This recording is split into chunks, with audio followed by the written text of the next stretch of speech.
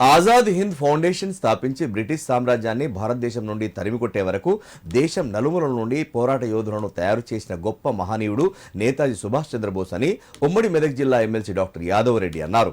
ప్రతి ఒక్కరూ ఆయన అడుగుజాడలో నడవాలని సూచించారు. సిద్దిపేట జిల్లా గజ్వేల్ పట్టణంలో కులాలకు రాజకీయాలకు అతీతంగా ఏర్పాటు చేసిన సుభాష్ చంద్రబోస్ విగ్రహాన్ని మాజీ మున్సిపల్ చైర్మన్ రాజమౌళి గుప్తా, మాజీ ఎఫ్డీసీ చైర్మన్ వంటేరు ప్రతాప్ రెడ్డిలతో కలిసి ఎమ్మెల్సీ యాదవ్ రెడ్డి ఆవిష్కరించారు.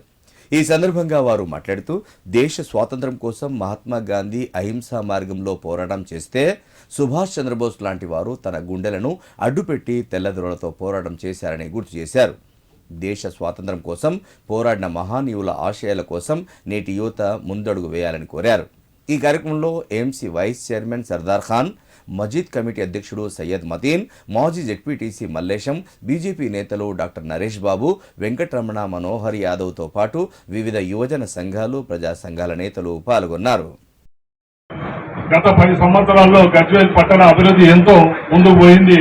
దానికి అనుగుణంగా ఈ రోజు పట్టణ ప్రముఖులు మతాల, కులాల, పార్టీలకు అతీతంగా ఒక స్వాతంత్ర సమర యోధమును తనకంటూ ఒక పంప ఏర్పాటు చేసుకొని ఒక పక్క మహాత్మా గాంధీ నాయకుల అహింసావాదంగా ముందుకు పోతుంటే ఒక పక్క యూత్ను ముందుకు తీసుకుపోయే ఉద్దేశంతో, ప్రేరేపితం చేసే ఉద్దేశంతో పెద్దలు మన సుభాష్ చంద్రబోస్ గారి నాయకత్వంలో చాలానే ఆ రోజులలో ఆంగ్లేయులతో పోరాటం జరిగింది.